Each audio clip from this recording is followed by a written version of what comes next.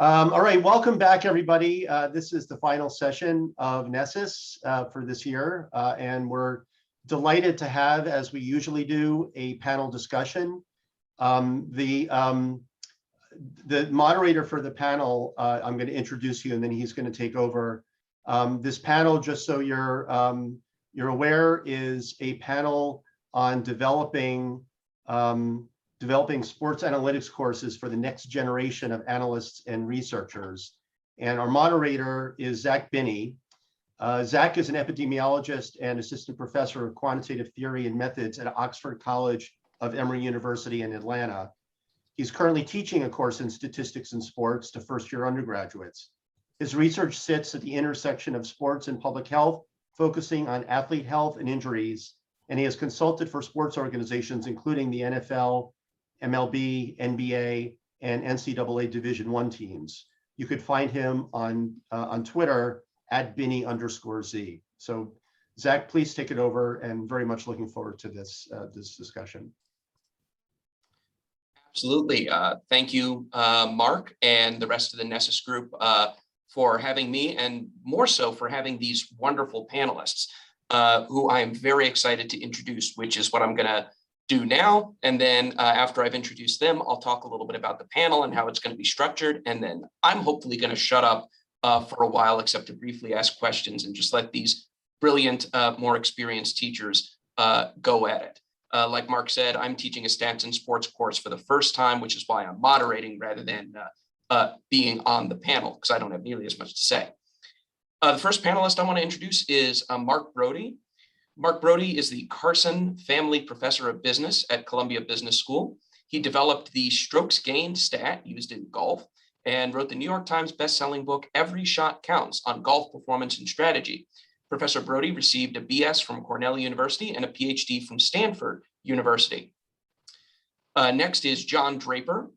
John Draper is an assistant professor of clinical operations and business analytics in the Fisher College of Business at the Ohio State University. How'd I do there, John? Well. He has developed and taught sports analytics courses at the undergraduate, graduate, and specialized master's level over the past 5 years to complement his courses in business analytics, data science, and process improvement. He is a proud alum of the Florida State University Marching Chiefs and the best damn band in the land. Next up is Konstantinos Pelechrinis. Konstantinos Pelechrinis is an associate professor at the Department of Informatics and Networked Systems at the University of Pittsburgh. He has a PhD in computer science from UC Riverside, and his research interests include data and network science with applications in sports and urban informatics. Next up is Dr. Felesia Stukes. Dr. Felesia Stukes is an emerging leader in higher education and an assistant professor of computer science at Johnson C. Smith University. I'm sorry, at the Johnson C. Smith University.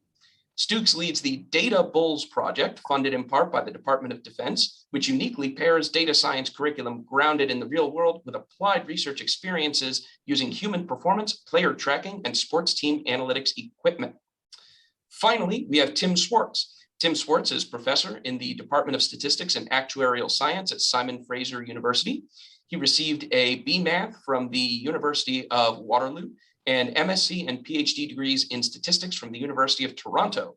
During his early years, statistics in sport was a hobby where his main research interest concerned statistical computing, Bayesian methods, and Bayesian applications. His hobby now consumes all of his research time, and really in academia, who could ask for anything more? So this is such a fantastic and rich panel from which we're all going to learn today. And before we get started, I just wanted to say, I take the title of this panel, Sports Analytics Courses for the Next Generation of Analysts and Researchers, to mean we want to cover a couple of distinct areas. And number one would be what the next generation should be capable of. And number two is a little bit about who they should be. And I hope through the questions that we have planned, as well as those we get from the audience, we can cover both the what and the who. We'll spend the next hour or so going through some of the questions that I have listed and that the panelists will discuss, and then we'll try to leave 20 to 30 minutes at the end for questions from the audience. So definitely be getting those questions ready. Please submit them via the Q&A function as we go along. Don't feel like you have to wait until the end, but we will get to those at the end. So we're going to start with the what, and we'll use about the first half of our time on that. And I wanted to ask if each of the panelists, we could just go through and start by laying out the array of things that you cover in your courses. So in about 1 to 2 minutes each, could you describe the sports stats courses you teach, the level of the students, and the major topics, sports approaches, or methods you cover? And I'm just going to go in order on my screen here. So that means I'm going to start with John Draper. All right, well, thanks, Zach. So my primary course that I teach, when it comes to what the students are, what level they're at, it's probably similar to most people on the panel here, is that it's very diverse. We get students that have extensive analytics skills, some statistical programming, but most of the students are pretty new. They're pretty raw when it comes to this material. They have an interest in the sports material. They have an interest in analytics, but not a lot of chops in that space. So I kind of use the course as dual purposes. I mean, obviously with our sports analytics topics ranging from descriptive analytics, decisions, regression and modeling topics, and some simulation and optimization. So we kind of run the gamut across that. And we actually do go into all different sports, kind of try to keep it interesting for everyone. But I also use it as an opportunity to introduce some more advanced analytic tool sets, whether it be statistical programming. I introduce R in the class, which very few of the students know coming in. But when I introduced it the first time, there was a big pushback, not in the way I thought. I thought the pushback was going to be, hold off. I have mostly business students. Hold off, I want more Excel. I'm used to that. But the pushback was actually, this is really cool. I want to do more. I wish we had done more with it. So I've been expanding that with still under the understanding that the students are new. But the best part of doing the course, and why I love doing these type of courses, is you get very motivated students. The material is interesting. They love to think about how they would handle a certain situation. How do you talk about ranking systems, which is what we'll cover as well. How do you decide, how do I visualize things to be more effective? And I think that's kind of the core of the course, is really that application and being an introduction to the tools, but also a more advanced area when it comes to how are you, like you said, pushing the field forward. We have a project-based approach as well. So they get to really expand into some new project of any sport. And I've gotten the whole gamut of sports that range from cricket to NASCAR to the normal baseball, football. I think we even had a Jeopardy one once, and that was a lot of fun to see the dichotomous. Actually, Mark could probably speak to this. I had a couple golf presentations this year, so that was fun to see. They really enjoy seeing the application in various frameworks. It's not just the one that they're used to. But I don't have a specific area for the course because it really does kind of wind around all possibilities. But I think that's what makes it fun. And sometimes when something happens in that current year, it's nice to be able to latch onto it and start to describe it in class. Fantastic. Next on my screen is Mark Broadie. Thanks, Zach. So I teach master's level students, MBA students primarily, but also Master of Engineering students. And I think of the sports analytics course as an analytics course with applications to sports. And so I'm trying to teach data analytics and modeling through the vehicle of sports applications, where there is a wide availability of data, and it's fairly easy to get students interested and excited about it. The course is broken up into 3 segments: measuring and predicting player and team performance, in-game decision making, and then a little bit on sports betting, which ties the first 2 together. In terms of methodology, we do predictive analytics, optimization, Monte Carlo simulation, Bayesian analysis and mean reversion. We talk a little bit about game theory, Markov chains, decision trees, and cognitive biases. So we cover a fair amount of material, and you can see it's sort of analytically focused, but with applications all in the sports arena. Excellent. Tim, we'll go to you next. There, I had to turn off my mute. So thank you, Zach, for the introduction, and thank you, Mark, for the invitation. I want to start off with a cheap plug. NESSIS is great, and I'd like you to all know that there's a West Coast meeting held in the opposite year of NESSIS, and that's going to be resumed in September 24 of 2022, and it's called CASSIS. And if you're wondering what CASSIS stands for, it's Cascadia Symposium on Statistics in Sport. And the Cascadia is a Cascadia mountain range, West Coast. Zach, I don't think I can answer the question about our courses in 2 minutes because I've taught 4 different courses multiple times. The most recent one, which maybe I'll talk about later, is experiential learning in sports analytics, which is quite interesting. But of the other 3 courses that are taught at different levels, I developed these courses to fill a gap. And I'm sure in your stats courses, you've always, lectures typically start with let x1 to xn be IID from this distribution. I don't think we do enough problem solving. So I begin these lectures with a problem, and we begin talking about problems. And sometimes new methods come up, and then at the end, I show the students what others have done or what I've done.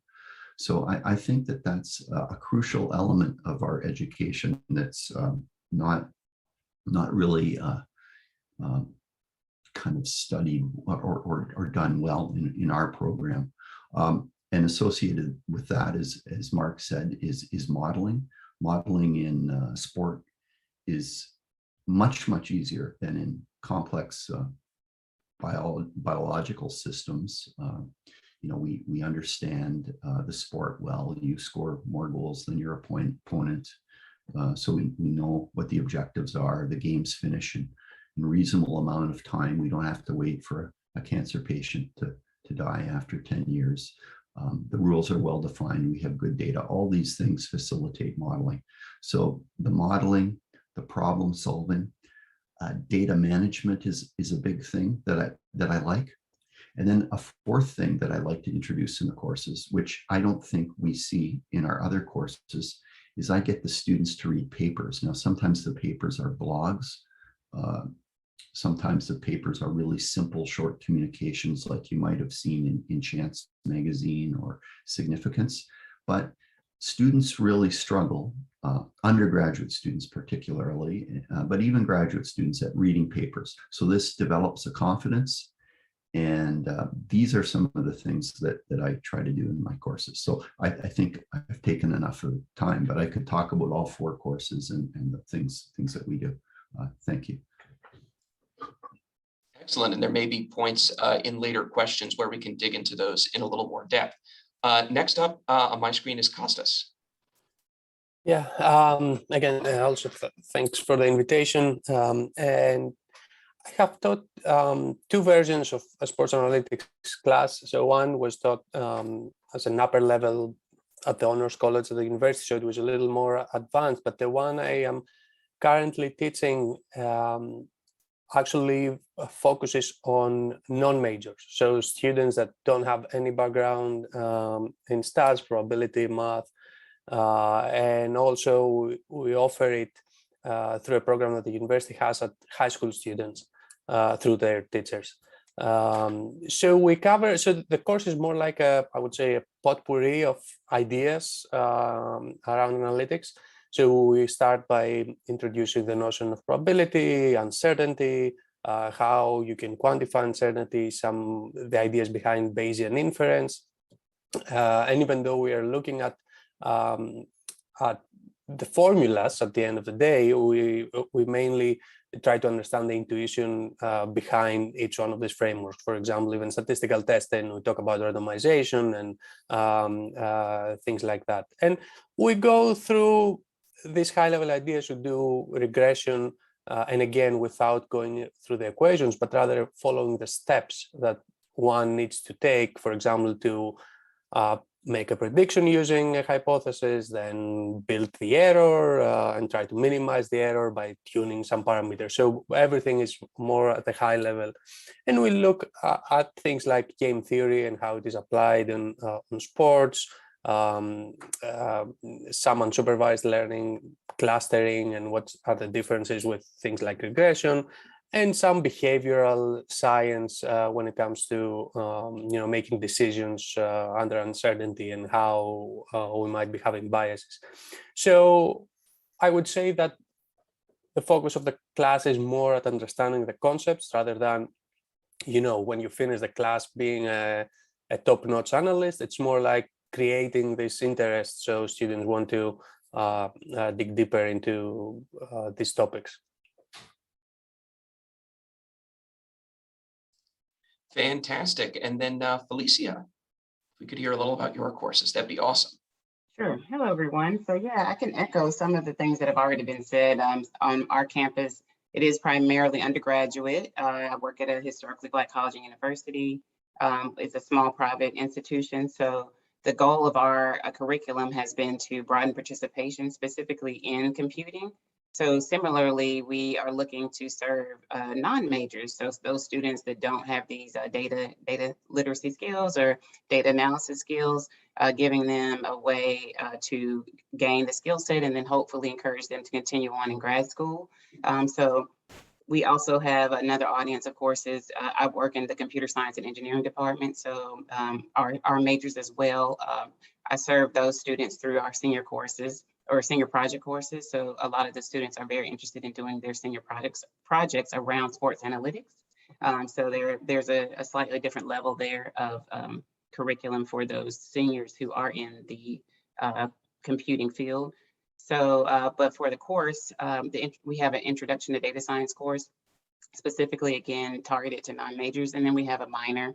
And so the intro course is an overview of all the different concepts that we're talking about here. And then students could also take a minor, regardless of their major, a minor in data science, and it kind of goes a little bit more in depth.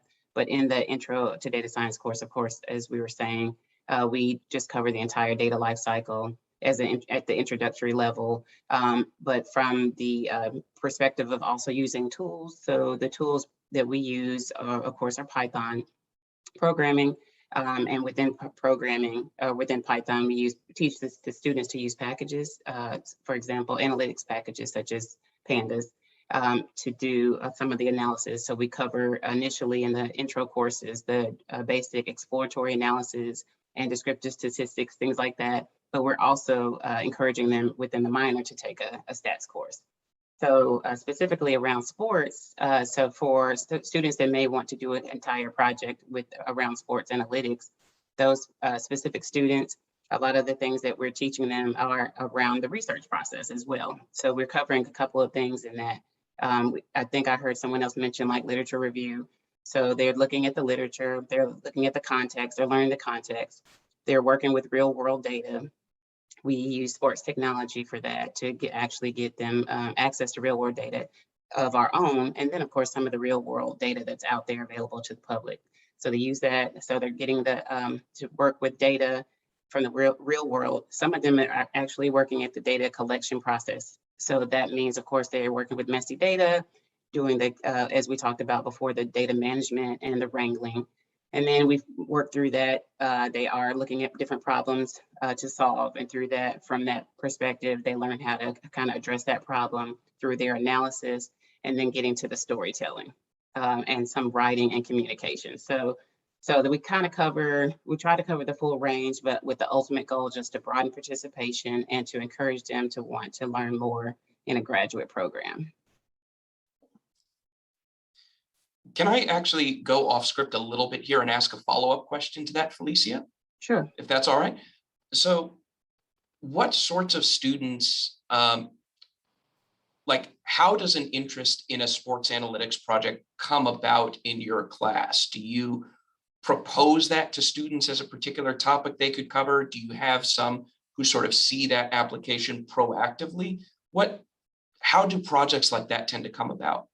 It's definitely recruiting, making the ask, making the offer, making students aware of the idea. And so I work with also faculty. So partnering across campus with faculty from other departments, obviously within mathematics, but sports management, health and human performance, biology. So I do a lot of outreach to other faculty. Even if their students don't want to work with me, I encourage the faculty to do these projects themselves. And then we work together on some of the tools and the techniques through faculty professional development to kind of, again, broaden the participation in the methods.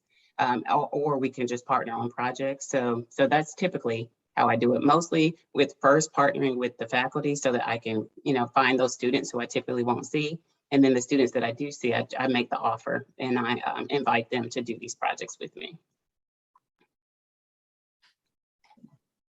Very cool. Very cool. Well, all right. Thank you to everybody for those intros. I think that helps get us all on the same foundation. The next series of questions that I wanted to get into are really about the goals of a sports analytics course. But I think as we've learned just from your introductions, it's hard to put sports analytics courses into a single category. I had originally split them out into two, introductory and advanced courses, but just listening to you all talk, I think it might actually be more of three. So I'm wondering if we could talk about three different categories. And the first one is, what should the goal be of an introductory sports analytics course, by which I mean a sports analytics course that is more perhaps designed to bring people without any sort of statistical background into statistics through sports. What would you view as the goals of that kind of course? Yeah, I can take this first up because I'm hoping I try to do a class like that. So basically, I think the objective, at least for my class, and what I think it should be for this type of courses, is first and foremost to show students two things. One, on how these theoretical ideas that maybe they are afraid of, how they are applied in practice without having to go through the derivation first, and then generate their interest in learning more on how they can use it. So I see the sports as a vehicle for students becoming comfortable with the ideas behind analytics, and then wanting to learn more. Now, this is easier said than done. Many times, we assume that, maybe most probably they have seen that at high school, and we glance it over, and then a week or 2 weeks later, you realize that that's what's not the case, right? But trying to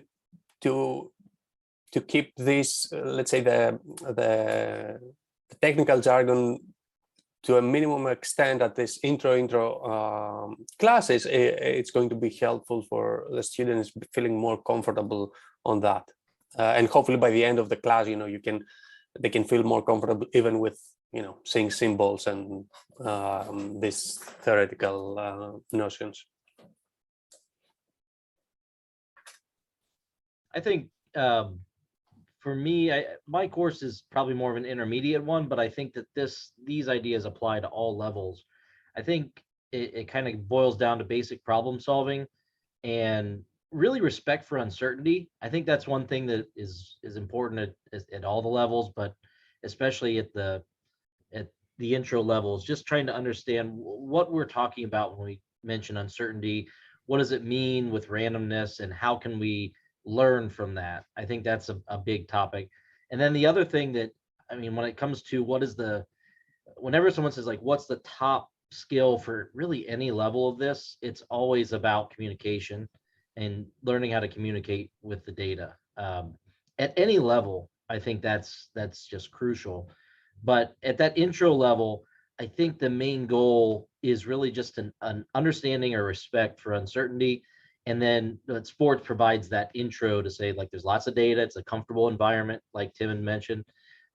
It's more closed down. We have a lot of data, but they can also kind of understand that if in a baseball framework, if someone hits the ball, someone just got unlucky and happened to hit it right to the right spot, or a gust of wind comes around on the golf course and sorry, you go one off the track. And I think that they can see that in their head and say, okay, that makes sense. Now, how can I use that to my advantage? And how can I learn from that? I think that's kind of that concept is important throughout.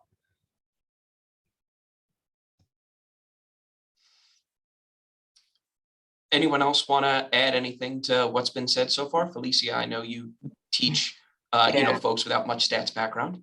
Yeah, I'd like to add, like, specifically, like, the sports industry, broadly speaking, like, is a very rich industry. So for an educator, especially someone in computing who's looking for a really engaging application area, I think sports is excellent because you have on the field, analytics, but you also have off the field analytics. So, especially if I'm trying to attract a business student to these skills, for example, then they may not exactly be interested in the sport, but because the business is such a high earning multi-billion dollar industry, the business side is also equally engaging as the on the field specific sports side. And then if there's a particular student that's not interested in the on the field or maybe a team perspective, then there's an individual perspective to sports as well with the specific performance metrics, and those performance metrics can apply to your daily life if you're just an amateur or someone who's a recreational someone who walks, runs. So those performance analytics are also engaging. So that's one of the reasons why I think with an intro course, I would definitely share with the students just the range of possibility so that they have an idea, like, you don't really have to choose. You can choose based on your interest and not exactly because it's an unlimited potential of what you could potentially do with sports as the application area. So I think I definitely let them know what the landscape is like and the possibilities.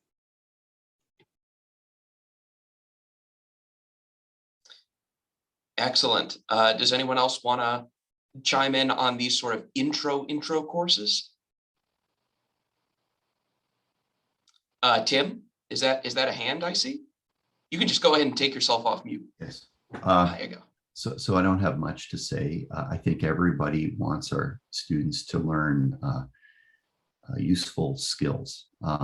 So what I try to do is I try to allow them to have fun, right? And I think that's the best way for them to acquire skills. They'll learn more if they're enjoying themselves.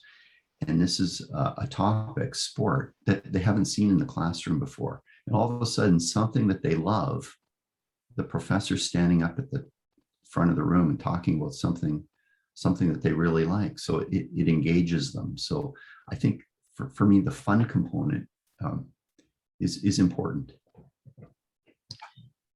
I wasn't going to cover fun until later, but we do have a question based around that. So why don't we just take a little detour now into that idea of fun? So I want to put this out to all of you, because I hope all of you have thought about this at some point, but how do you make your sports analytics courses fun?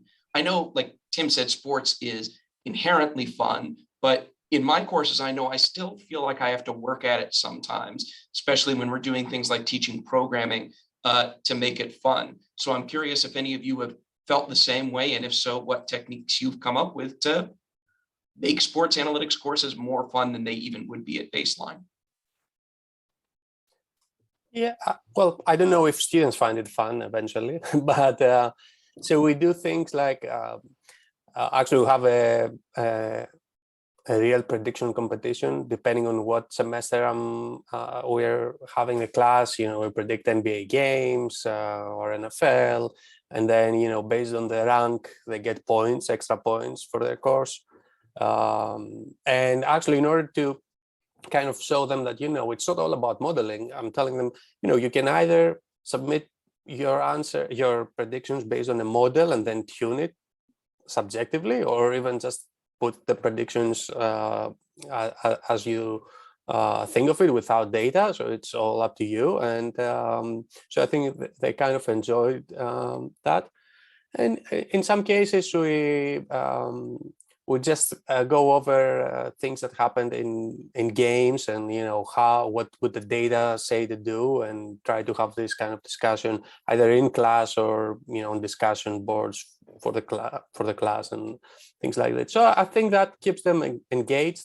Obviously, some students are more engaged than others, but I think that kind of shows that the class actually has application outside of whatever they're showing us on PowerPoint. So I think it's that makes it a little interesting. Yeah. On the subject of prediction competitions, we have a fantasy football league in my class, and I drove my students nuts by giving negative points per rushing attempt to deal with efficiency. So I hope that's teaching them something, but it's also driving them up a tree. Tim.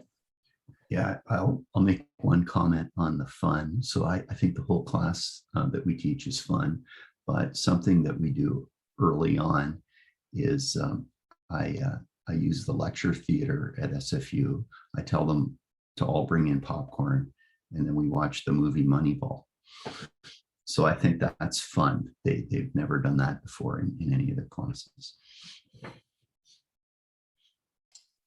That's great. That's a great community building experience. I love that. Mark? So I try and break up a session with some hands-on experience with the students, like a little lab for 5 or 10 minutes where they either do something in Excel on the computer, or they talk about a particular question that I've asked, how would you approach this? But also try and show short videos. So for example, we talk about rating field goal kickers. So for people that have never seen a field goal, show them some data, and then we'll say, okay, sort this data and find the longest made field goal, and then I'll show them a video of it. So you can sort of see that it really happened, that these numbers in this spreadsheet correspond to something that really happened in the world. Or in golf, somebody hits a terrible drive. Is it a data error, or did it really happen? So I'll find it in the data and then show a video of this happening. There's one session that we cover on streaks in sports, talking about streaky play. How do you measure streaks? And we also talk about how humans misperceive randomness. And they sort of get the idea that humans tend to alternate too much when they try and make up a sequence. But in order to drive this point home, we have this demonstration at the end where I invite students up, typically 3 or 4 or 5 students, and they play a game against the computer where they have to, on the fly, make up a sequence of heads and tails, which they do by pressing the left or right mouse button keys on the keyboard. And the computer tries to guess what they're going to do. And if they could actually make up a random sequence, they would guess the computer would get 50% right. Computer gets 70% right almost every time. Next student comes up, and all they're trying to do is create a random sequence. So it's a very fun experiment where it drives home the point of how randomness is misperceived by most people, and it's very deep into their subconscious. I think when it comes to fun, I mean, the best with these classes, I haven't had to work as hard as I have in other classes, because I kind of use this as my cheat class, because I get to tell the student that I could give an assignment to a student in another class that takes 2 hours, and they'll moan and groan and just get it done as fast as possible and be done with it. In the sports analytics class, I give them a 2-hour project. They'll work on it for 20 hours and not say a word. And sometimes it's just because it's something they're passionate about. And I think what Kostas mentioned about competitions work well. I think I like to bring in what's happening. So I try to pay really close attention to what's going on in the current, like if a certain game happened last night, hey, let's talk about what happened in this situation. And what do we think about that? How would you, and so it's not necessarily, those discussions aren't explicitly data driven, but they really tie it into what they're interested in right now, what's happening right now. And I think that really pulls it to make it more interesting, because it's something they're in the moment. We listen to the podcast, the Morton Moneyball podcast. We talk about that in class. So they talk about what's happening now, what they're discussing. And I think that really kind of the recency really brings it together. I have a project early on where I have them like make a poster about defending whether someone should or should not be in the Hall of Fame. And I let them pick only borderline people as determined by me. And it's fun because they find something they're like, I'm a big fan of this team. I really believe, I love this player, it's my favorite player, and they can go all in on it. It's really fun when you get people on both sides and they can have that argument. But again, it's just something they're passionate about. And I think that makes it intrinsically fun. I kind of tell them, look, if you're passionate about this, you learn without knowing you're learning. And they learn so much in this without realizing that they're doing the same things they would do in many other statistics or computing classes. They don't realize that those skills will transfer very well. And they just dive right into it. And that funness, whatever you want to call it, is certainly just a huge boon for this area. Yeah, go ahead. I'll continue later. Yeah, I was just going to add, so I agree. The more engaging, the better for their fun, level of fun and enjoyment. There is research to support that as well. So one of the ways, the research kind of explains that, having a collaborative environment is an effective learning strategy. So I do intentionally encourage collaboration, a community. And one of the ways I do that is through sports technology. So I don't know if we've mentioned that before, but we have the shot tracker system installed in our athletic facility for the men and women's basketball teams. And so we use practice data in some of our analysis from the men and women's basketball teams, but also they have, again, we encourage the use of wearables. So for example, Fitbit is an example of that. And the data that comes from wearables, and there are other examples of that. And that makes it, again, more engaging and then also more real world, so that it's not just them using like data from people that they may not know, but actually people that they can engage with on campus. So they can interact with the student athletes, we can interact with the coaches. And so they're not just stuck with me, but they get to kind of get out and interact with other people on campus, across campus. And I feel like that makes it a lot more engaging and more enjoyable for the students as well. The last thing is the sports tech companies. I include them on some of those meetings, and I think they enjoy that as well. So hearing from other people other than myself makes it fun. It's awesome. Can I just clarify, you're using the wearables from like the athletes at the university? So yeah, well, one example is like the shot tracker system. So that Right. Obviously, yeah, and then that's it gets automatically gets the shooting data, so over 70 statistics from the players, and then with the wearables. So there are two different types of studies. It could be just the individual student, working with their own data that I encourage them to do using a wearable. And then working with athletic teams, yes, in a formal research study, collecting data through a wearable device. Gotcha. Yeah. Very cool. Kostas, you had something else you wanted to add? Yeah. I was just this semester actually, when the first class, one student asked whether they would learn how to bet and win in gambling. So I came up with the idea that I haven't implemented. I don't know if anyone would be interested, any student, but let's create a sports book for grades. And based on your result, you're not winning money, but you're winning or losing grades. So that might be, I don't think anyone would want to play, but. I thought about doing something like that, not with grades, but just for the competition, because I think that kind of sparks some interest. I've always get a little bit concerned about, I always start the class with, this is not a class to teach you how to go sports get bet, and don't tell anyone your professor told you to go bet on X number of sports teams. But I think sometimes that competition just sparks interest and excitement in the class. I probably stay away from the grade part, but I do think that there's some fun that you can. I don't know how hard it would be to create, but I think it would be fun to kind of have that involved as well. Because we do, I think, Mark, did you mention that you use some sports betting concepts as well? Because we do a little bit in our class. Yeah, absolutely. And we have a project which call it a guided project. It's like a case where a graduate of the class is a professional sports bettor, and he came back and he gave me this idea, and it's in this case it was a baseball prop bet on win total bets. How many games will a team win by the end of the season? And it guides you through the analysis of those. So you're not going to make money on it, but it was an idea that the sports bettor actually does bet and has made money on it. So it's more a structured way to go through data and this modeling process. And underneath, yeah, it's something about betting, but that's just sort of gravy or icing on the cake to make it interesting. I wanted to add a movie also. It's kind of similar. It might be of interest to you, your classes. It's called The Perfect Bid. It's a documentary. I don't know if you guys have heard of it, but it's a documentary about a math genius. And his name is, I guess, Ted Slauson, I believe, that he basically studied The Price is Right and the prices, and he created a database and studied all the prices and helped orchestrate like the perfect bid.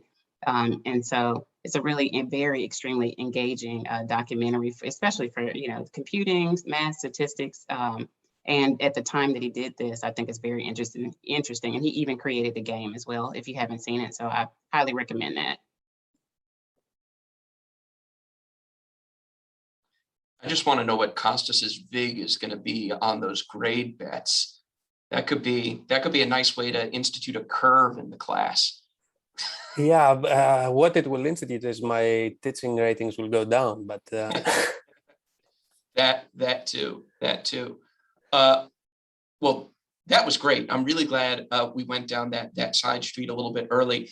I do want to steer us back to this discussion of the goals of sports analytics courses. So we talked a little bit about the general goals of intro courses to people who maybe don't even have a stats background, that kind of problem solving, communication, and just getting them interested in statistics.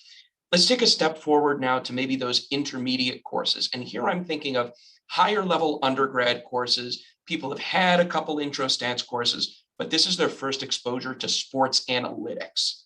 What do you think are the key concepts they should leave a course like that with?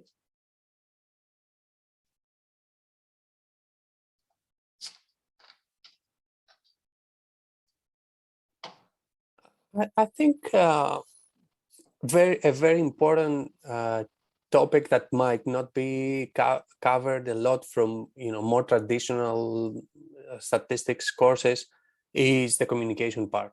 And it's not only communication, it's not only important for sports applications of statistics, it's important for every other business that uses statistics, but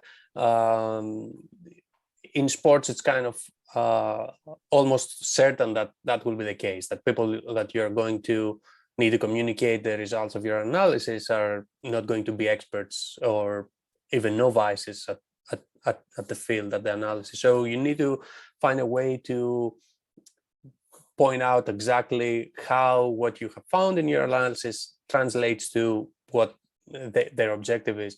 So I think communication and of course visualization and things like that, they are part of courses already, but communicating the results, I think, is something that it's very important. And the way I'm trying to do that in my class is by having projects where the goal is not really to do a semester project that they make the best analysis ever and they find something new. After all, it's an intro class, but basically whatever question they are answering, they can support it with some notion of data and present it actually to people that are not experts. And I try to bring people from the athletics department and other parts of the university that are not that well versed in necessarily at statistics, so to see the interaction that they are having. So I think that's an important part in these courses. Just to echo that, what I had said for the intro courses, I think that the communication is more important at this level. I think this is, just like Costa said, that's the key thing. And also just that creativity and asking questions and trying to develop ways to answer them. I mean, it sounds kind of glib, but coming up with good questions is really hard with a lot of this stuff. And I think that starting to be curious and think about, what do I really want to know, and then how am I going to go about it? I think it's interesting that the first thing that doesn't come to mind, and maybe it does for some of the others, but I don't think it would, is like, oh, let's think about all the crazy different modeling techniques. Yeah, sure, those are great, but I think the skills that we really want them to leave with at the end are curiosity, question formulation, critical thinking, and communication.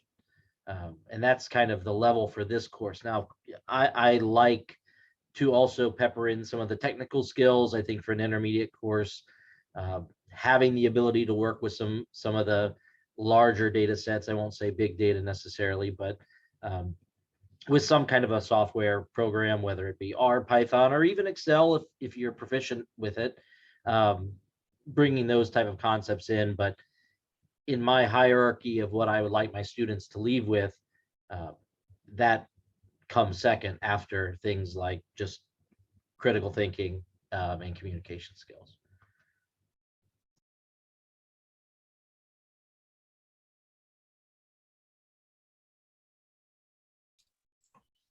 Let me ask, oh, go ahead, Tim. Yes, so I don't have anything to add. Everybody answered, gave responses that I completely agree with. But I just mentioned a little side topic. I find when my graduate students in particular interview, and they've done a statistics in sport, a sports analytics project, they sit in the interview room with the person from human resources or the employer who may not be technical, and they can talk about their sports project. I think this is a fabulous advantage in the interview process, to be able to talk about something that somebody else understands rather than something extremely technical that nobody cares about. Tim, once again, unintentionally perhaps, or maybe intentionally, providing beautiful segues to the next question that I wanted to bring up. This is 2 for 2 here, so nice work. Let me ask, especially for like a first sports analytics course, but not a first statistics course, do you all think of the goal of that being to prepare students for a career in sports, or do you view it more broadly than that? Because we all know that the mismatch to supply and demand when it comes to the number of people who want a job in sports and who can get jobs in sports. So how do you think about the class balancing, or do you think the value is in career prep, or is it really somewhere else? So Mark, go ahead.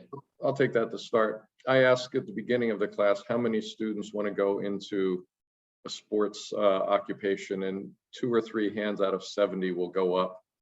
And that's roughly been the fraction of students that have gone into it. And I think that's just fine. That the vast majority of the class wants other types of jobs. And so I think those jobs, if you're interested in sports, they could be in media, journalism, sports data, sports betting, but mainly to prepare students for data science type jobs, or in the case of MBA students, managerial roles where they can manage data scientists. So you've got to be able to communicate, you've got to be able to understand the methodology, you've got to be able to understand what are the right questions to ask. And so my goal is basically to train managers to be able to function in those roles. And when I cover a topic like, let's say, Markov chain analysis, I'll try and show how this applies in baseball, and then I'll show how it applies in another sport, in football. The same idea of you have states, you have transitions, you have values, and how the same methodology can be used to analyze baseball, basketball, football, soccer. Just the analysis is different, in some cases more difficult. And one of the things I'd like to add to the course is for each one of those tools, add a business application, so that they can not only see that the same idea applies across sports, but applies across different business functions.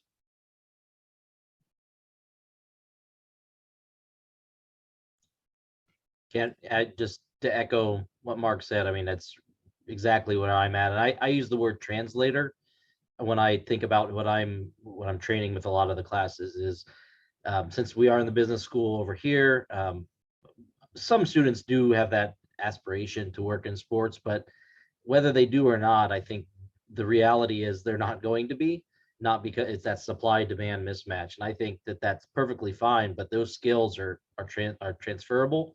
But what I want to get with my students is, I'm not in a data science program, so rarely am I going to have someone that's going to say, look, I want a career as a hard, high level analyst driving into thousands of lines of code. But they're also, I want them to be able to translate from the business professionals, the C-suite, being able to take those questions, translate them to the analyst, and then get the report from the analyst, and then be able to translate that back. And I think that's the skill set that is incredibly valuable, because we have a lot of people that specialize in one area of business, a lot of people that specialize in the hard computing and the data science, but not a lot that can transfer back and forth. And I think that's what I look for. And exactly what Mark said is, there's just not enough jobs or to go around, but the skills apply well beyond the sports. And I think I blocked Felesia from talking, so I'll let her speak. No, that's okay. Yeah, and I agree also. I just wanted to add, because I'm at an undergraduate institution, I really want them to consider graduate school. They may not go directly into grad school, but I do want them to consider going back. So I talk a lot about graduate programs, and I also talk about internships. So maybe if they're interested in sports, I encourage them to look at these internships with some of these, these sports media companies or professional sports teams before they graduate. So I push them early. As soon as I get them, I push them into something very quickly. So it may not be a full-time job, but at least an internship or for something, maybe, hopefully paid over the summer. But if it's immediate, maybe something non-paid to work on an immediate project. So we can kind of get that out of the way. Like, okay, you did it. What do you think? Do you like it? So they kind of can, because they're younger, they're undergraduate. They're not really sure what they're going to do for the next, 5, 10 to 15 years of their life. But I want them to start thinking about the direction that they're going to go. So I push them a lot to kind of get to that decision before they graduate, so they can target the companies that they desire, because there are so many options, especially for the computer science majors. Yeah, and I want to follow up on what Felesia mentioned. I think that taking internships early is extremely important, because you might have this, students might have this ideal in their mind that, oh, that's what I want to do. I want to go and be as an analyst for a team, and that's my goal. And then you go and you say, oh, I don't want to work weekends. I don't want to work at nights during games. So this internship will allow you to see, even though you will not be the full-time employee, you will see other people, how they work, and what is their schedule, and what are the obligations and things like that. So I think internships is really important on making sure that the career path you want to follow is what you really like.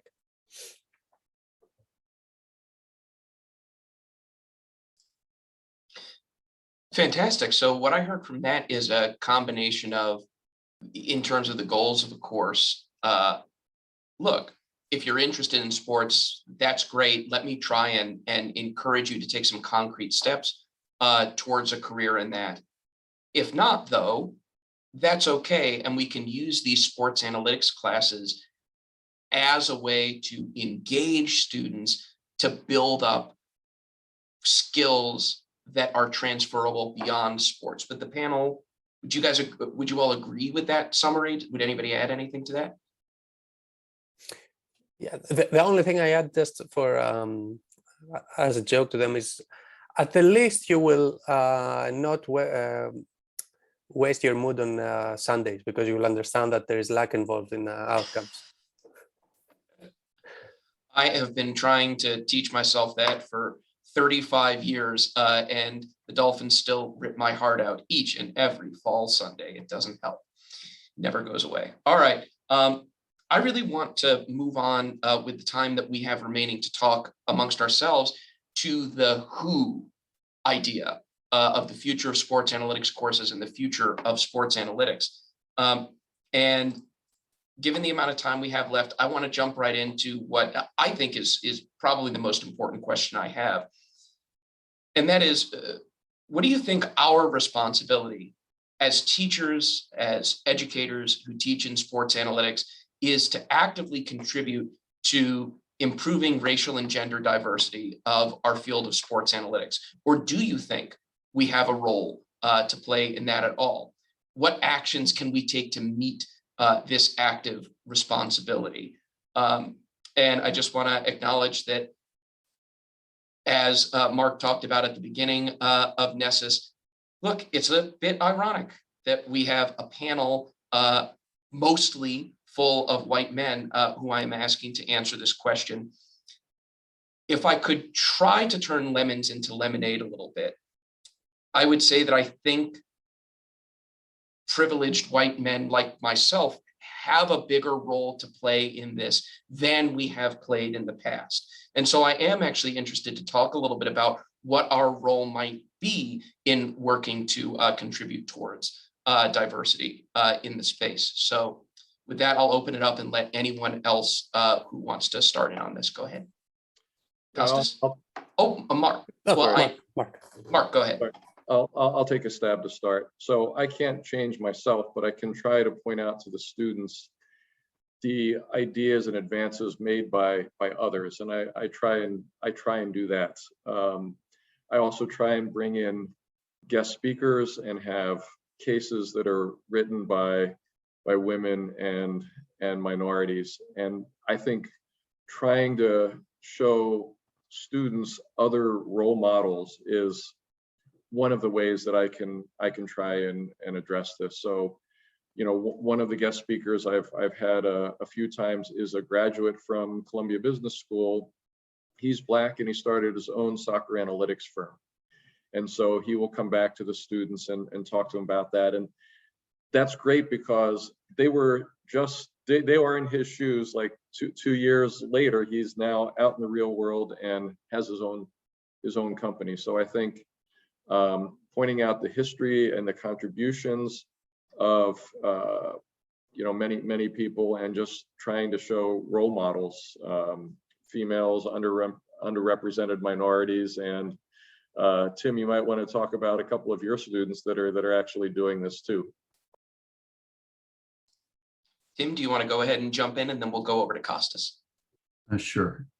Yeah, so Sarah Bailey, she was my MSc student. She is high positioned with the LA Rams in sports analytics, and there are very few females in that space. I'm really proud that Sarah's there. Danny Chu, he's working for the Seattle Kraken of the NHL. Got a few students working at Zealous Analytics. Another one recently graduated, Peter T. He's with sports media technology. His expertise is tennis. So we've really done well on the diversity front. I don't think I can say I've done anything special. I try to treat all my students with respect. I make it known that they can all talk to me. I have a female graduate student now of color. She's working in cricket analytics. But yeah, and you know, I should probably be a little more quiet on that front because I am in Canada and not everything is the same here as it is in the US. But that's what I try to do. I just try to treat everyone well.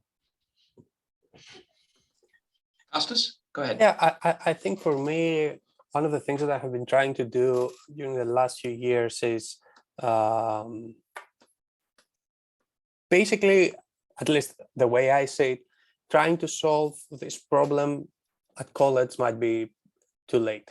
So I'm trying to put some efforts, for example, through the class that now it's being taught in high school through teachers there, or trying and giving talks to high schools on sports analytics, trying to, where basically the community is diverse because everyone has to go through there, right? So I'm trying to show them that they can do these things, obviously bringing up, you know, role models and things like that. But I'm trying to talk to them earlier rather than after they go to college, and where already there is a problem in the filtering in the pipeline. So even before that, trying to just create, let's say, trigger their interest into these kind of things. So I truly think that trying to do that earlier rather than later, it's going to be more beneficial.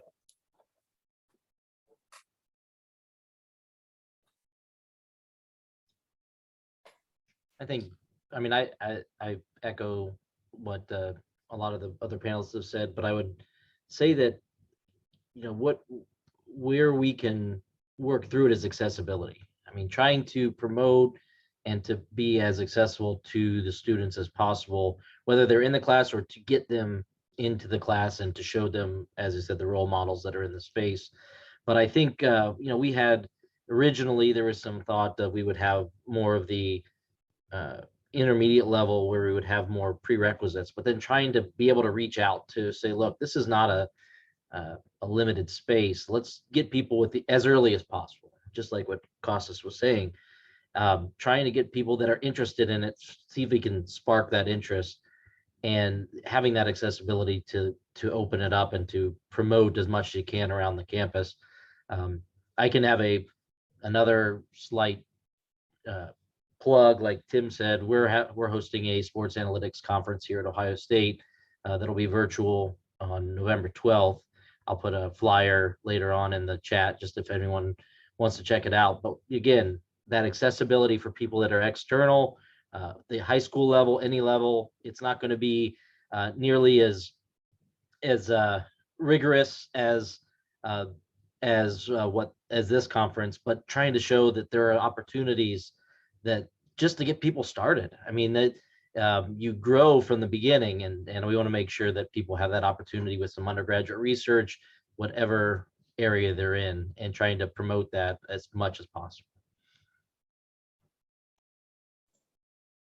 So I wanted to also add, I think everything that has been stated are really great, but there's a practical element to it as well, just from as an educator. Like the census data says that I guess by the year 2060, 2/3 of the American population will be a youth of color. And so, for those of us in the STEM disciplines, we kind of already know some of the issues with STEM and diversity in STEM. But this data is alarming in that our academic institutions have to prepare, either way, like who are we going to teach in 50 years, So we have to prepare for who's here, because that's basically what we do. I mean, of course, I'm at a predominantly historically Black college institution, but, collectively as a community, our youth are going to be growing to become, more people of color. So we do have to address that. But the other piece I wanted to add for myself personally is, I always look to what people have done before, in the past, and it's really interesting, especially with people of color, because I learned that, I don't know if you guys are familiar with how basketball became integrated, but it was actually a high school gym teacher, and in Washington, DC, his name was Edwin Bancroft Henderson. And this was in 1904, where he basically went to a workshop at Harvard and learned about the game of basketball. And at that time, he took it back to the DC area and started teaching young Black people how to play. And he also started the first, amateur athletic association at that time. And so he was an educator, and he kind of did a lot of this grassroots work that ultimately led to the integration of the NBA some, 45 years later, which involved some protesting of segregation for some of the sporting events at the time. And then after the protesting and Black amateur athletic associations saying, we want to integrate sports, then the NBA integrated. So, and of course, fast forward, here we are today, but it started with just one person who was an educator at a time that, he didn't know what the future was going to hold, but look at where we are today. So I do look at history a lot, especially, at HBCU, and look at what other people have done before me to get, especially people of color and women to the places that we are today. And I just learned from them, like, what were their strategies? What did they do?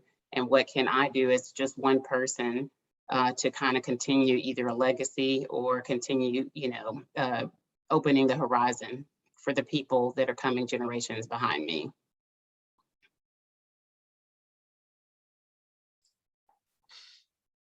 Absolutely. And I actually think that is a nice segue into where we'll close out our discussion portion, and then we will move on to the audience Q&A. And that is to ask, in terms of preparing and making our courses more accessible, not just to students explicitly from a racial and gender perspective, but also from, needing to teach students with diverse math backgrounds and maybe levels of math anxiety. For those of you who have taught such students, how do you manage that in a sports analytics classroom? So how do you create a welcoming and inclusive environment for those who may not be comfortable with the mathematical part, like looking at a model, might be very turned off by Greek letters and things like that, but who may be more comfortable, arguing about sports from a critical thinking lens? How do you try to create a classroom that's welcoming to people with diverse mathematics backgrounds? So I could start off on that one, which is I basically teach using Excel.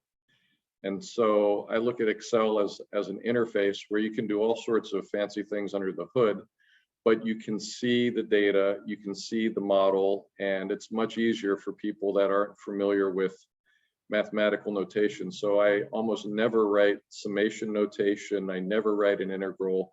You can understand everything in my course if you know how to run an Excel spreadsheet. I also give for my engineering students Python as an option if you want to go program, but all my homework assignments and everything that I demonstrate in class can be done in Excel. And I also say you don't have to have a sports background, knowledge of sports to take the course, because most of the applications, it's, score more points, you win the game. That's about all you need to know. The two places where we talk about in-game decision-making, I give them weeks in advance. In baseball, you need to learn what a bunt, a steal, and a walk is. And in football, you need to know what this fourth down decision of punt, kick a field goal, or go for it. That's all you need to know. You don't need to know the esoteric rules of the National Football League or basketball or anything like that. And it's very easy for people that have never seen a football game to understand those decisions. So I try and make it accessible both for non-mathematical students as well as non-sports experts. I think this is a really good question, and it's a really challenging one because in the variety of levels that come in, both from a sports and analytics side, are so diverse. It's not just I want to make sure to engage those that have a lower level. I also want to engage those that have that higher level, because I've noticed that when I bring it down to too low of a level, then I lose the people that are deeper into it. And so it's a very tight, it's a tightrope that you're walking the whole time. But I think that the benefit of all of this in the sports analytics class is it's, again, motivation. I mean, the students provide a lot of internal motivation in these type of classes. They find it interesting. When it comes to an analytics side, I'll see people punch way above their weight class when it comes to analytic skills they haven't learned before, but they go a whole hog if they have that sports love at the background. Now, they don't have the sports love, but they have the background. I tell them, like, look, you'll be fine, but it is a little bit easier. Like Mark said, you got to kind of prep that. You got to prepare them for certain concepts. But I will say that like you said, Zach, when people have those discussions, they can argue, but maybe can't figure as much of the data stuff out. I find that when I teach the data stuff and bring it up, they dive into it really fast when they have that application. When they have an application that they love, they seem to make those connections. That's why even in my other classes that aren't sports analytics, a lot of times I'll bring in an example here or there, because again, it helps cement that connection. And but it is really a challenge. I've been in a class before and someone said, what sports are we going to cover? I said, hey, we're going to do a lot of everything. We'll bring you up to speed. What kind of sports do you like? They said, well, I really don't like any sports. I was like, well, this is going to be tough, but let's figure out ways that I'll give you some introductory videos to get that bunt, steal, fourth down type ideas. But I even tell them up front, if you are a little behind in this, you have to do a little bit of catching up, but we'll get you there. Felesia, could I ask you to chime in, just because I know you have experience with students without, with a range of math backgrounds?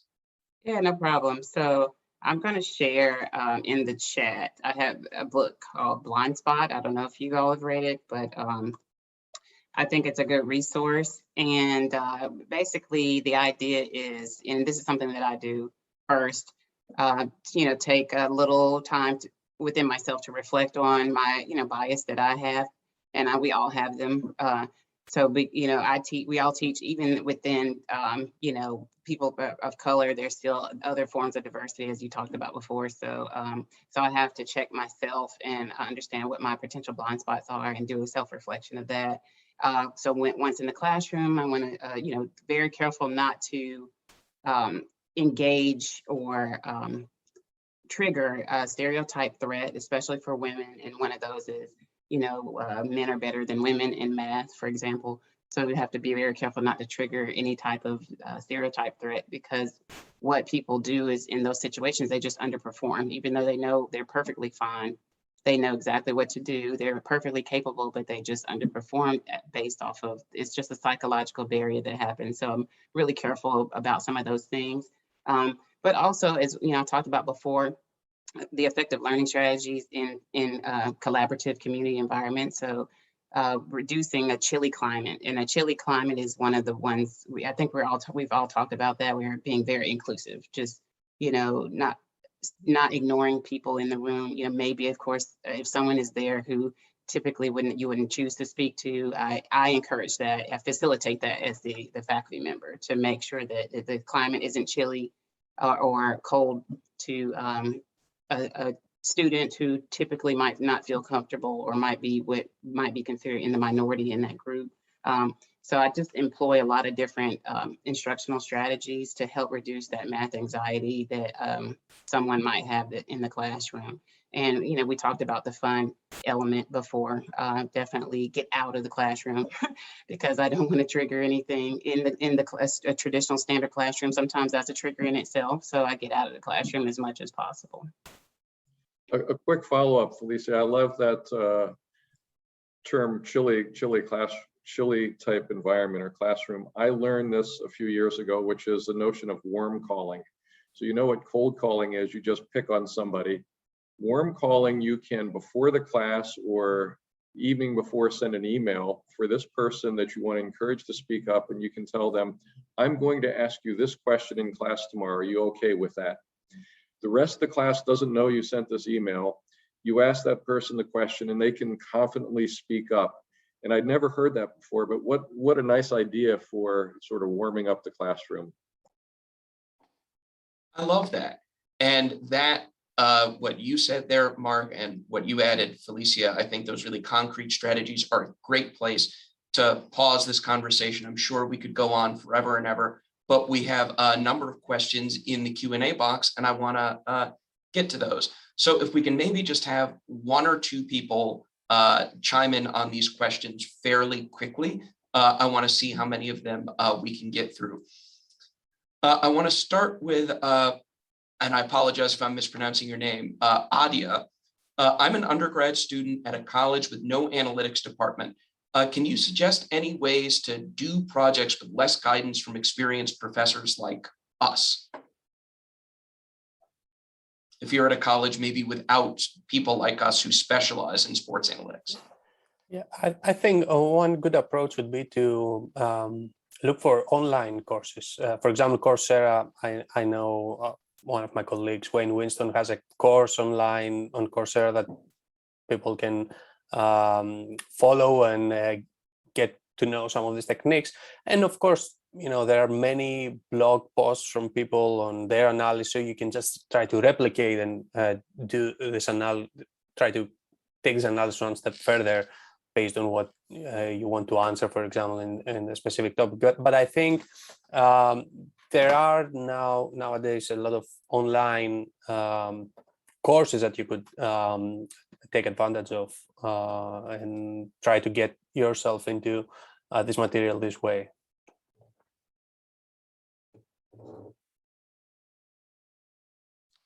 Anyone else? I just can also offer the IBM Academic Initiative. That's another one that offers free, also the infrastructure as well, the tools to academic institutions, faculty, and students. So there are several. Amazon Web Services is kind of similar. Google has a similar program as well. So I would highly recommend connecting with some of those programs. And they're free for students. Awesome. And Tim. Yeah, I do a lot of editing, and often professors don't respond to my requests to review papers. But I think when students contact professors, we're being asked about sending a message off to somebody. I think there's a good chance the professor will respond. So that's maybe something the student can do.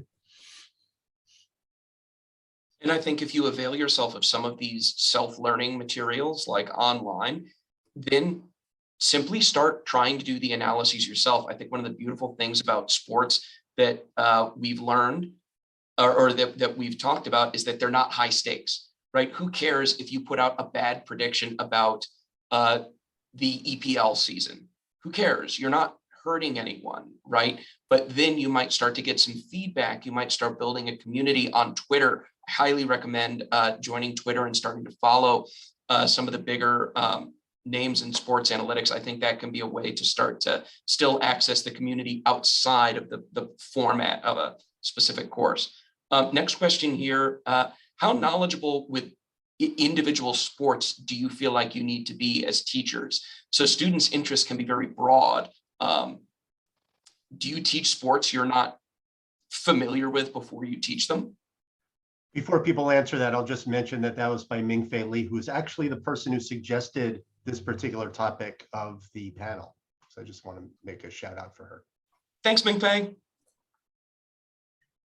I don't think you have to be that knowledgeable about sports, and that's one of the things that the students are very good at. I don't mind if I don't know some arcane rule or some rule change about how overtime works in hockey, that students will tell me. And I'm trying to get across an idea how to approach a problem, not do I have my personal knowledge of every arcane rule in every sport. So I don't think you need to be an expert either as a teacher or as a student. Yeah, and I think trying to teach sports, trying to have examples of sports that you don't know also gives a nice way for students to actually start participating. For example, I start by telling them, I know nothing about baseball. I didn't grow up in the US. I don't know anything. I give some examples, most probably they are very naive examples based on my understanding. So I have students actually, asking questions which obviously I don't understand, and I ask them for more clarification, and this kind of engages the students more. I wanted to add, I think it's something similar that John mentioned earlier with his courses, but you could take a project approach so that your project is a framework. You may give them a methodology and then let the student choose the sport. And that way, each student could choose whatever sport they're most comfortable with, or the sport that they like. If they still aren't interested in a specific sport, then you could possibly use teams in that regard. So then you could allow them to pair up. And then again, you don't have to exactly know the sport, but you can know the methodology and obviously the framework.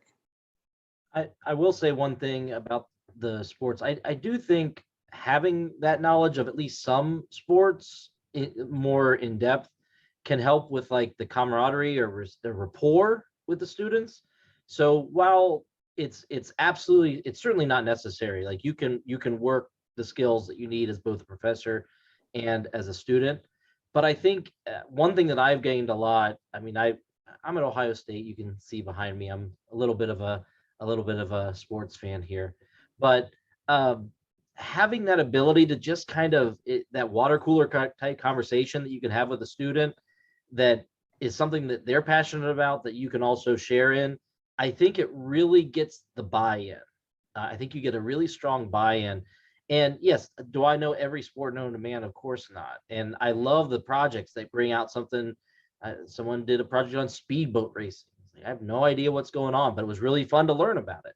So I think that there's a lot of opportunity in both sides to admit to, you don't know what you don't know and learn from it, but then also kind of have a little bit of that extra skill that you can, not skill, but interest. Like if you're interested in the topic yourself, I think that also sparks their interest. They can feed off of that.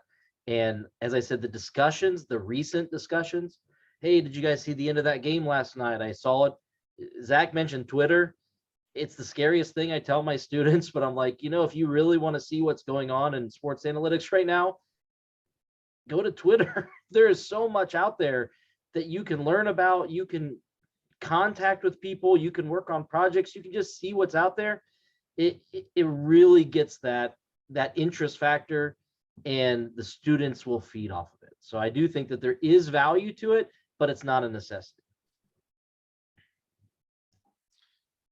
And, I would say we're teachers, but we're also learners. So if there's something you don't know, you can go learn about it. I didn't know anything about basketball analytics until this semester when I tried to teach it. Did I do a good job? I don't know. But, I found the people I trust. I asked them for resources. Seth Partnow basically gave me a crash course in it.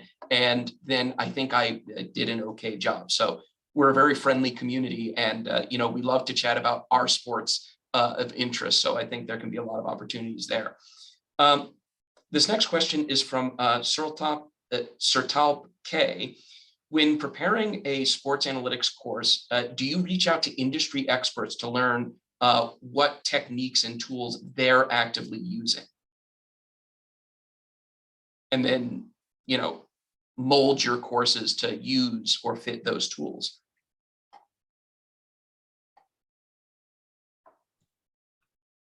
When I'm looking at the content, I like to reach out to experts to give short talks. I've had people, I don't think I've had anyone on this panel yet. I've contacted a few of you, but it's been tough. But to show the application, I think that if you're going into the industry and saying, what are you exactly doing? It's usually a little bit too high of a level for them to dive in with all the specific topics that they're doing. But I do like for them to see those examples from the industry experts. I think that provides value, but I don't personally go directly to the source to train them. So again, my goal, I feel, is to train them analytically with sports as a side topic. I don't know if anyone else agrees with that or disagrees. That's fine.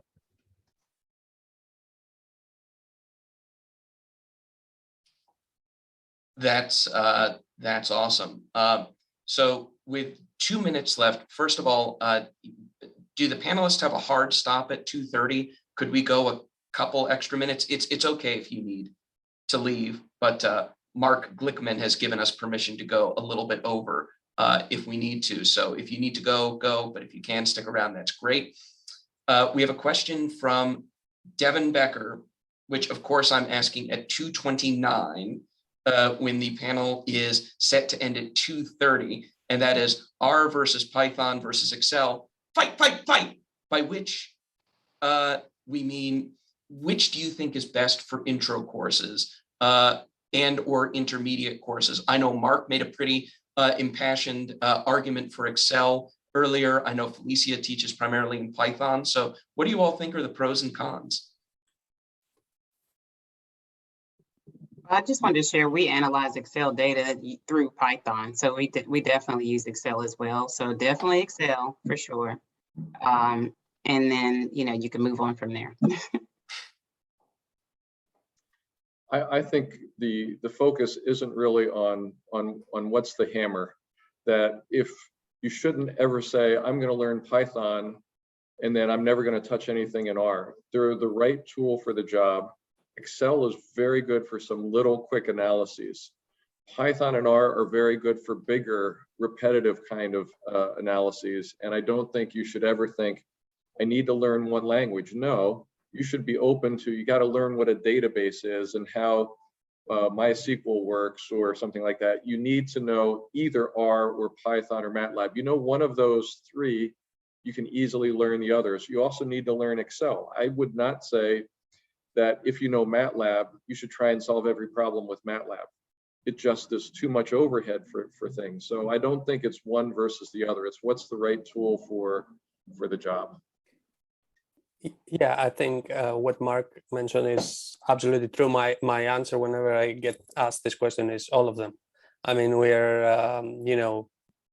talking about inclusiveness in other aspects, so inclusiveness in languages as well and tools. So, and I truly don't think that I have ever done a large-scale project where I haven't used more than one language or more than one tools. I mean, it's just, I think, kind of impossible because specific tools are better on specific things than others. The analogy of we're not teaching the tool is the exact way that I look at it. When I teach, I use Excel and R in my class. I teach R, use Excel, and teach them Excel as well. But when they say, oh, well, what do we need to do? I need to do my project in R? I know Tableau, can I use that? You use what's going to help you tell your story. You analyze the data with the tools that you're able to. I'm going to teach you how to use these tools so you have them in your tools chest. You have availability. But when it comes down to it, for me, I mean, I use R for a lot of stuff. I use Excel for a lot of stuff. I do Python periodically. It's really not. The emphasis is exactly what Mark said. Is I'm teaching you critical thinking, analytical thinking. I'm not teaching you how to optimize code. That's not the goal of this class. Awesome. I want to go back to a question from Kat Wu. This was from way early in the presentation. So she asks, by data management, those of you who said you taught data management, did you mean maintaining databases or cleaning or wrangling data? So let me actually try and shorten that, because I imagine we all teach something about cleaning and wrangling data. Does anybody actually cover maintaining or creating databases in a sports analytics course?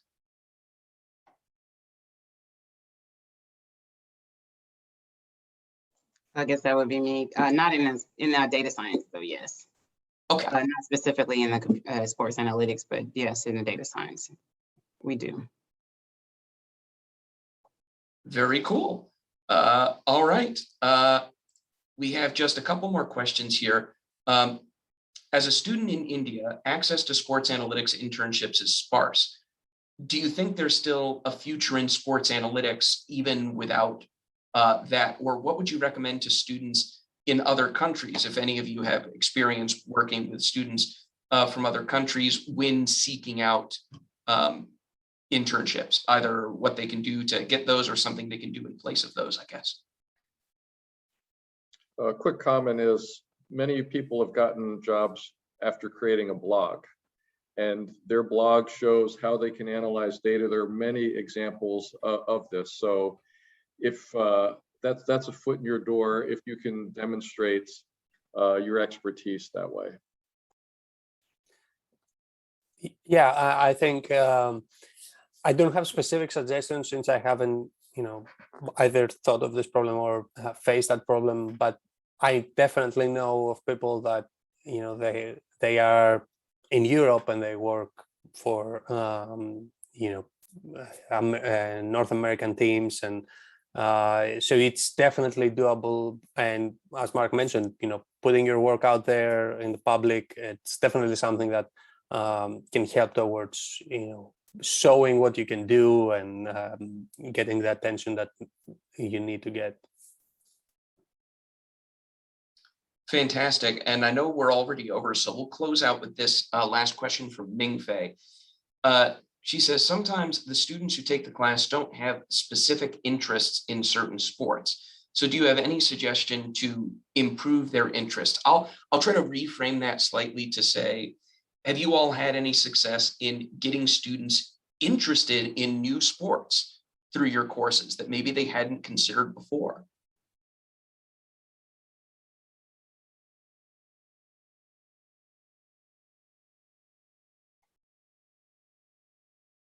Was that person who did the speedboat racing project, were they already into speedboat racing? They were. They had that interest beforehand. I don't know if I have any like use cases that I'd see where someone all of a sudden became a passionate fan of a new sport, but I do think it did allow for sparking of some interest.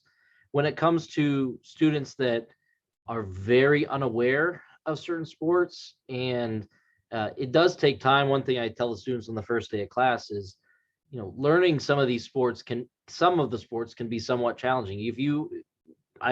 Costas mentioned baseball. You grew up not in America. I grew up in America. I learned baseball from a young age. Try to explain baseball to someone right now, it makes no sense. Like someone that's never heard of baseball and just sit them down and try to explain the rules. It could take hours just to get like, oh, good pitches, bad pitches, swinging. What is a pitch? Why do I run to this base? And it's tough. And so there is a level of first just trying to get through the rules, but with some sports, a little bit easier to explain. Soccer, get the ball in the goal. I mean, there's more intricacy to it. Basketball, you can kind of explain some of these a little bit easier. But for the interest factor, I think it's, again, just motivating what's going on and getting people interested in, hey, consume some of the sports, check it out, see what you think. Let's talk about it in class. I think that's the best way. But no, I don't have any specific use cases personally, and I don't know if anybody else has seen that. Well, I wanted to. Go ahead, Felesia. Oh yeah, I just wanted to talk about myself actually. I've gotten pulled in myself for sure, just on the strategy and the tactics side of things. That makes you get pulled in for me. So that part has been made, I guess, a lot of fun and engaging personally, learning sports from that perspective. Then I see because before, if you're not really a fan, it's like, I don't get the point, But if you can look at it from that perspective, then you can really get drawn in from the competitive side and from the strategy and the tactical side of things. So I just wanted to say that has definitely happened to me personally. Yeah, and I actually echo what Felesia said, because I didn't grow up, as I said, in US, so obviously I didn't know about American football as well. And the first time I watched it, I said, "Oh, that's too slow compared to other sports. I'm not going to watch it." But then, when I started looking into sports analytics more, I saw the strategy behind it, that it's very very intriguing. So that's what drew me into learning more about American football. And I think that's possibly a way to get students interested into other sports as well. I will say I have never felt stupider than my dissertation chair was a Dutch woman. And as a result, the first 3 pages of my dissertation, which was on NFL football, had to be explaining football from scratch. Like I was explaining it to an alien who had never seen it before. And I have never felt stupider in my life than sitting down trying to explain the sport of American football. It is a deeply silly and stupid sport, and I love it to death. Okay, well, I think we can close it there unless anybody had anything else they wanted to add. I'll just add one more thing, the real quick plug again for the Ohio State Sports Analytics Conference, which will be November 12th.